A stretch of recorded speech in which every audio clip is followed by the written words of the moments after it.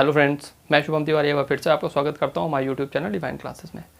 Last video हमने discuss किया था हेनरी का लॉ, जिसको डिटेल में पढ़ने के लिए बने हुए आई बटन पे आप क्लिक कर सकते हैं। इस वीडियो में हम डिस्कस करने वाले हैं राउल्ट का लॉ। तो आइए डिस्कस करते हैं राउल्ट के लॉ से पहले एक और टॉपिक।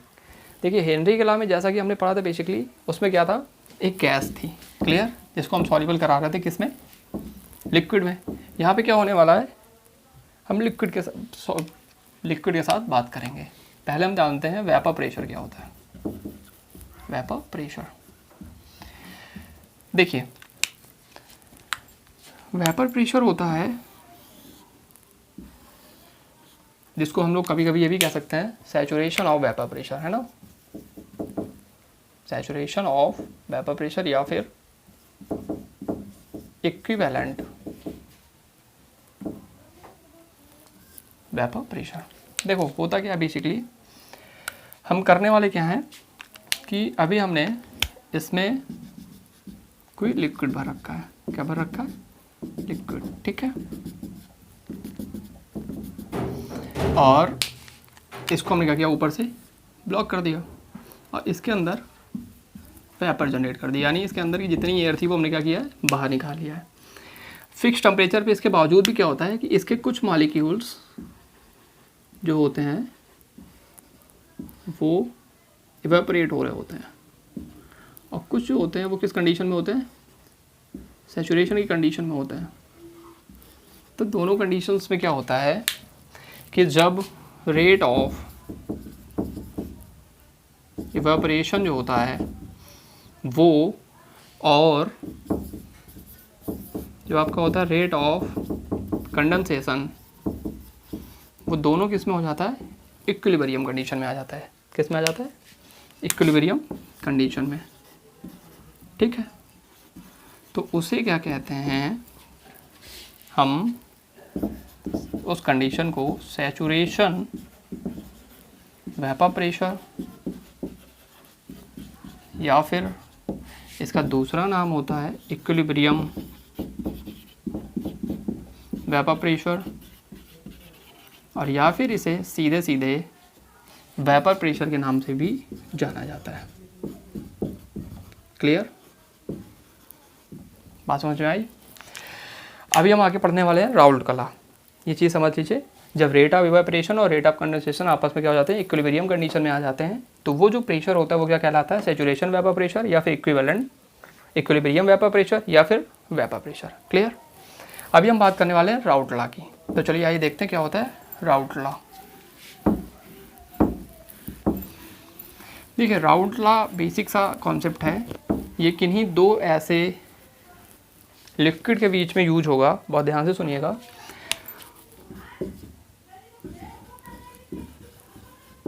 राउल्ट्स लॉ, देखिए क्या होता है राउल्ट्स लॉ। हमने क्या किया, एक बॉक्स लिया जिसमें दो टाइप के लिक्विड फिल किए हैं। किस टाइप के? दो टाइप के, जिनको मैं अलग अलग कलर से आपके सामने रिप्रेजेंट कर देता हूँ। ये कैसे लिक्विड हैं, जो आपस में इवेपोरेशन में नहीं आ सकते, ठीक है, जिनका वेपर कन्वर्ट नहीं हो सकता, यानी इनको आप वेपर में कन्वर्ट नहीं कर सकते। ऐसे हमने दो लिक्विड ले लिया, ठीक है। एक लिक्विड को हमने मान लिया ए और एक को क्या मान लिया, बी। ए वाले का जो प्रेशर था वो हमने मान लिया पी ए, और जो बी वाले का प्रेशर था वो हमने क्या मान लिया, पी बी। क्लियर। ए वाले के जो मोल फ्रैक्शन थे वो हमने मान लिया एक्स ए, और इसके मोल फ्रैक्शन हमने मान लिए एक्स बी। ठीक, ये क्या थे आपके मोल फ्रैक्शन, ठीक है। ये क्या था आपका प्रेशर। अब एक बात समझिए, जो राउल्ट ने ला दिया, राउल्ट ने ये दिया कि दो ऐसे लिक्विड जो इवेपोरेट नहीं हो सकते, वेपर कंडीशन में नहीं बदल सकते, ठीक है, वो क्या होंगे, उनके बीच का जो उनके पर्सनल मॉलिक्यूल का, यानी प्रॉपर पर्टिकुलर इसके मतलब ए गैस के और पर्टिकुलर बी गैस के, इनके मॉलिक्यूल का जो प्रेशर होगा वो डायरेक्टली प्रोपोर्शनल होगा उनके मोल फ्रैक्शन के। क्लियर। फिर से समझ लेते हैं, पर्टिकुलर अगर ए बात करें ए लिक्विड की या फिर पर्टिकुलर बी लिक्विड की बात करें, तो ए लिक्विड के मॉलिक्यूल्स का जो प्रेशर होगा, यानी प्रेशर ऑफ ए लिक्विड, वो डायरेक्टली क्या होगा, मोल फ्रैक्शन के प्रोपोर्शनल होगा। चलो देखते हैं कैसे। पी ए प्रोपोर्शनल टू क्या हो गया, एक्स ए। अभी क्या हुआ, जब हमने प्रोपोर्शनल का साइन हटाया तो यहाँ पे एक कांस्टेंट आएगा। वो कांस्टेंट क्या आता है, P A naught into X A. P A not क्या है, एक चीज़ समझो, पी ए नॉट क्या है, प्योर वेपर प्रेशर। क्लियर? कब, जब ये प्योर सब्सटेंस थे। क्लियर? इसी प्रकार से हमने क्या किया, इसको इक्वेशन नंबर 1 मान लिया। अगर हम बात करें पर्टिकुलर बी लिक्विड की तो क्या होने वाला है, हमारा आ जाएगा उसके मोल फ्रैक्शन के एक्स बी के प्रोपोर्शनल। फिर हमने क्या किया, दोबारा प्रोपोर्शनल का साइन हटाया तो आपकी इसका प्योर प्रेशर आ जाएगा इंटू एक्स बी। क्लियर? ये था आपका राउल्ट का नियम। अभी हम बात करने वाले हैं इस राउल्ट के नियम से एक चीज़ और निकालने की। क्या? चलो अगर हम इन दोनों को ऐड कर दें, देखो इसमें दो ही चीज़ें मिली हुई थी, पी ए और पी बी। यानी अगर हम इसके टोटल प्रेशर की बात करें, टोटल प्रेशर की बात करें तो आपका P बराबर क्या आ जाएगा, P A plus P B. तो हम अब यहाँ निकालने जा रहे हैं टोटल प्रेशर। क्लियर? तो हमने टोटल प्रेशर के लिए क्या करना है,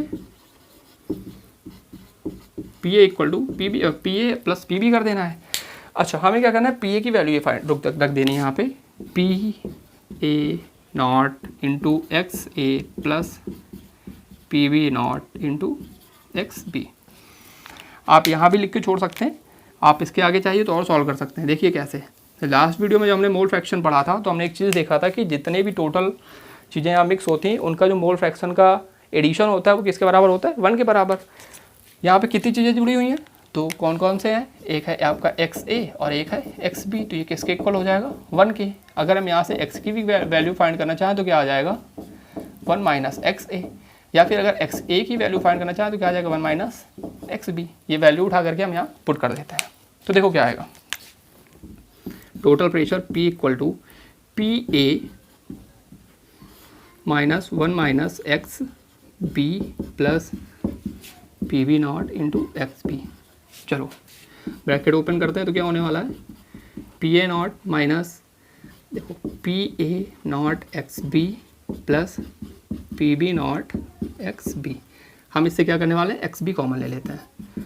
तो देखो क्या आने वाला है, P A naught minus plus कर देते हो तो यहाँ आ जाएगा P B naught minus P A naught into X B. तो अगर किसी एक का भी आपको मोल फ्रैक्शन दिया है तो आप क्या कर सकते हैं, प्रेशर फाइंड कर सकते हैं। ठीक है? तो ये था हमारा राउल्ट का लॉ। आज की वीडियो में इतना ही डिस्कस करेंगे। लास्ट वीडियो में आपको जो क्वेश्चन दिया गया था वो इस समय स्क्रीन पे ये रहा, और इस टॉपिक का क्वेश्चन रिलेट करता हुआ आपके स्क्रीन पे है इस समय। कोशिश हमारी ये रहेगी कि आप इससे ज़्यादा से ज़्यादा आंसर मुझे कमेंट बॉक्स में ज़रूर बताएं। Thank you.